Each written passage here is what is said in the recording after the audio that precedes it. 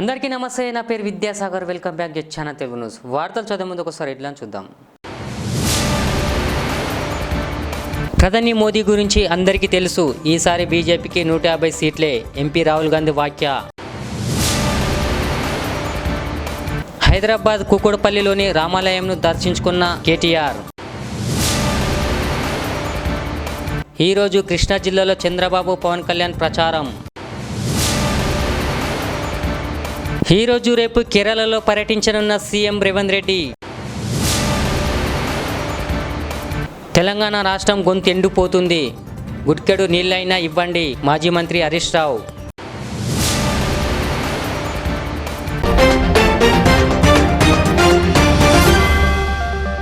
ప్రధానమంత్రి నరేంద్ర మోదీ గురించి దేశమంతా తెలుసునని రానున్న ఎన్నికల్లో బీజేపీకి ప్రజలు బుద్ధి చెప్తారని కాంగ్రెస్ అగ్రనేత రాహుల్ గాంధీ తెలిపారు. లోక్సభ ఎన్నికల్లో బీజేపీ 150 సీట్లకే పరిమితమవుతుందని జోసెం తెలిపారు. మరోవైపు ఇండియా కూటమి మంచి ఫలితాలు సాధిస్తుందని ధీమా వ్యక్తం చేశారు రాహుల్ గాంధీ. సమాజ్వాదీ పార్టీ చీఫ్ అఖిలేష్ యాదవ్ కలిసి ఉత్తరప్రదేశ్లోని గజాయిబాద్లో మీడియా సమావేశం నిర్వహించిన రాహుల్ గాంధీ బీజేపీపై విమర్శలు చేపట్టారు. बीजेपी को मुझे लग रहा था 15-20 दिन पहले कि 180 से 180 तक जाएंगे, अब मुझे लग रहा है 150 तक जाएंगे। हर स्टेट में हमें रिपोर्ट मिल रही है कि हमारा चुनाव इम्प्रूव कर रहा है और अंडर करंट है। जहाँ तक गठबंधन की बात है, यूपी गठबंधन की बात है, बड़ा पावरफुल गठबंधन है और बहुत अच्छा परफॉर्मेंस होगा हमारा उत्तर प्रदेश में।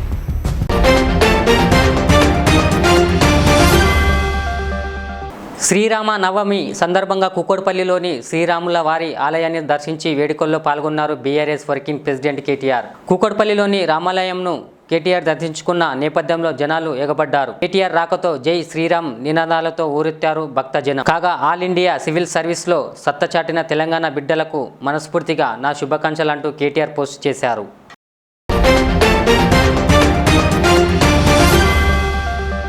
ఎన్డీఏ కూటమి ప్రచారం ఈరోజు కృష్ణా జిల్లాలో చేరుకోనుంది. మచిలీపట్నం పేడన నియోజకవర్గంలో టీడీపీ అధినేత చంద్రబాబు నాయుడు, జనసేన పవన్ కళ్యాణ్ పర్యటించారు. మధ్యాహ్నం 2:30 గన్నవరం ఎయిర్పోర్టుకు నుంచి హెలికాప్టర్లో ఇద్దరు నేతలు పేడనకు చేరుకున్నారు. అక్కడ సభలో ప్రసంగం అనంతరం మచిలీపట్నం నియోజకవర్గానికి చేరుకొని బహిరంగ సభలో పాల్గొంటారు. రాత్రి 7 గంటలకు విజయవాడకు బయలుదేరతారు. తెలంగాణ సీఎం రేవంత్ రెడ్డి ఈరోజు రేపు కేరళలో పర్యటించనున్నారు. 2 రోజుల పాటు కాంగ్రెస్ తరపున ఎంపీ ఎన్నికల ప్రచారంలో ఆయన పాల్గొంటారు. కాంగ్రెస్ అగ్రనేతలు రాహుల్ గాంధీ, కేసీ వేణుగోపాల్ పోటీ చేసే వయనాడ్, అలిప్పి నియోజకవర్గంలో ఆయన పర్యటిస్తారు. హైదరాబాద్లోని బేగంపేట ఎయిర్పోర్టు నుంచి ప్రత్యేక విమానంలో సీఎం రేవంత్ రెడ్డి ఈరోజు కేరళకు బయలుదేరనున్నారు. రేపు రాత్రి తిరిగి హైదరాబాద్ చేరుకుంటారు సీఎం.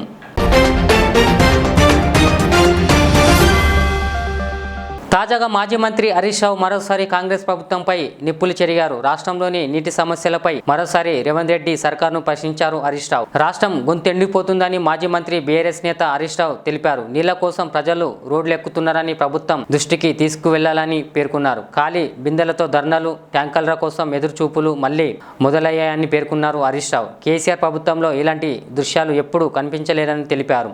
కాంగ్రెస్ పాలనలో నీటి కష్టాలు మళ్లీ మొదలు అయ్యాయని పేర్కొన్నారు హరీష్ రావు.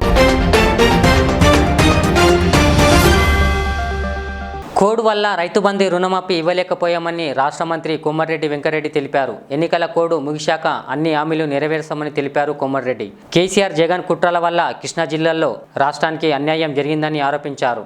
ఎమ్మెల్యేలను కొనాలని బీఆర్ఎస్ నేతలు చూస్తున్నారన్న మంత్రి కోమటిరెడ్డి ఈ లోక్సభ ఎన్నికల్లో ఆ పార్టీకి ఒక ఎంపీ సీటు కూడా రాదని సవాల్ చేస్తున్నానని తెలిపారు.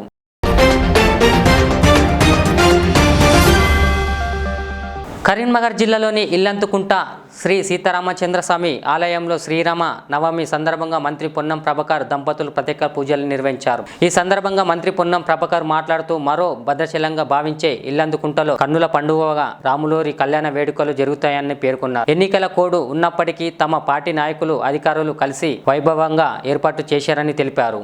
అందరికీ శ్రీరామనవమి, రాములోరి వివాహ దిన కళ్యాణ వేడుకల శుభ సందర్భంగా శుభాకాంక్షలు తెలియజేస్తూ శ్రీరామ రామ రమేతి రమే రామే మనోరమే సహస్రనామ తత్కిల్లం రామనామ వరాననే ఈ శ్లోకం ద్వారా అందరూ కూడా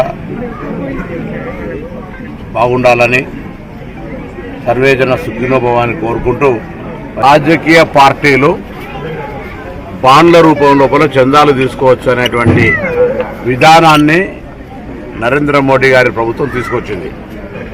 బాండ్లు అంటే గ్రామీణ ప్రజల ప్రాంతాలకు తెలిసినా తెలియకపోయినా ప్రధానమంత్రి మొన్నటి ప్రకటనతోటి ప్రతి ఒక్కరికి తెలిసే విధంగా ఎవరైనా నల్లధనం ఉన్నవాళ్ళు పార్టీలకు బాండ్ల రూపంలో ఇవ్వచ్చు అనే దాని మీదనే చట్టం తెచ్చిన అంటే ప్రభుత్వంలో ఉన్న పెద్దలు బాండ్లను ఏ విధంగా నల్లధనాన్ని చందాల రూపంలో తీసుకున్నారో అర్థమైపోతుంది. సుప్రీంకోర్టుకు ధన్యవాదాలు. ఈ మొత్తం భాగవతాన్ని బయటపెట్టి ఒక్కొక్క సంఘటన ఒక్కొక్క డోనార్, ఉదాహరణకు శరత్ చంద్ర రెడ్డి 500 కోట్లు ఇచ్చిండుంటే ఇచ్చిన తర్వాత ఆయనకు బెయిల్ వచ్చింది. ఇంకొక ఆయన 100 కోట్లు ఇచ్చిండంటే ఆయనకు ఒక కాంట్రాక్ట్ వచ్చింది. ఇట్లా భారతీయ జనతా పార్టీకి ఇచ్చిన వేల కోట్ల రూపాయల బాండ్లు రాజకీయ లబ్ధికి, రాజకీయ ప్రయోజనాలకు, క్రిప్టో కింద ఈ విధంగా ఈ దేశంలో ఉన్న దోపిడీని నేరుగా బహిరంగంగా చేపట్టి నాకు పూర్తిగా రాజకీయ అవమానంగా అనిపించింది ప్రధానమంత్రి మాటలు విన్న తర్వాత. అందరికీ శ్రీరామనవమి, రాములవారి వివాహ కళ్యాణ వేడుకల శుభ సందర్భంగా శుభాకాంక్షలు తెలియజేస్తూ హర్మూర్ మాజీ ఎమ్మెల్యే జీవన్ రెడ్డిపై చెవెళ్ల ఎంపీ రంజిత్ రెడ్డి తీవ్ర స్థాయిలో మండిపడ్డారు. చెవెళ్ల పార్లమెంటు సెగ్మెంట్లో 1 గజం భూమిని కబ్జా చేసినట్లు నిరూపిస్తే దేనికైనా సిద్ధమని ఓపెన్ ఛాలెంజ్ చేశారు. నాపై చేసిన ఆరోపణలు జీవన్ రెడ్డి నిరూపిస్తే నేను కబ్జా చేసిన భూమిని మొత్తం అతనికి రిజిస్ట్రేషన్ చేస్తానని ప్రకటించారు. జీవన్ రెడ్డి తన స్థాయి మరిచి మాట్లాడుతున్నాడని పేర్కొన్నారు రంజిత్ రెడ్డి.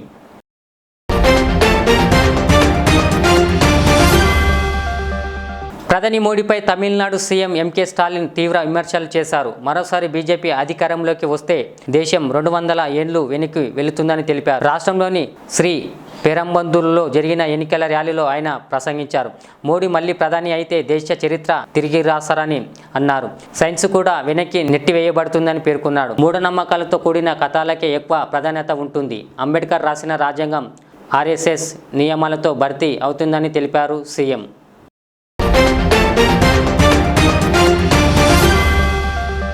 ప్రతిపక్షాలు భారతీయ జనతా పార్టీపై రాజ్యాంగాన్ని మార్చబోతున్నామని ఆరోపణలు చేస్తుందంటూ కేంద్ర మంత్రి నితిన్ గడ్కరీ వ్యాఖ్యలు చేశారు. ఈ నేపథ్యంలో ఆయన మాట్లాడుతూ 80 సార్లు రాజ్యాంగానికి మార్పులు చేసిన పాపానికి కాంగ్రెస్ పాల్పడిందని ఆయన కాంగ్రెస్ పార్టీపై విమర్శలు చేశారు. తాజాగా ఆయన ఓ మీడియాకు ఇచ్చిన ఇంటర్వ్యూ ప్రతిపక్షాలపై ఆయన పెద్ద ఎత్తున విమర్శలు చేశారు. చూస్తూనే ఉండండి జచ్చన తెలుగు న్యూస్. మళ్ళీ కలుద్దాం. అలా లైక్ చేయండి, షేర్ చేయండి, సబ్స్క్రైబ్ చేయండి. ప్రధాని మోదీ గురించి అందరికీ తెలుసు. ఈసారి బీజేపీకి 150 సీట్లే. ఎంపీ రాహుల్ గాంధీ వ్యాఖ్య. హైదరాబాద్ కుకుడపల్లిలోని రామాలయంను దర్శించుకున్న కేటీఆర్. ఈరోజు కృష్ణా జిల్లాలో చంద్రబాబు పవన్ కళ్యాణ్ ప్రచారం. ఈరోజు రేపు కేరళలో పర్యటించనున్న సీఎం రేవంత్ రెడ్డి. తెలంగాణ రాష్ట్రం గొంతు ఎండిపోతుంది, గుడ్కెడు నీళ్ళైనా ఇవ్వండి మాజీ మంత్రి హరీష్ రావు.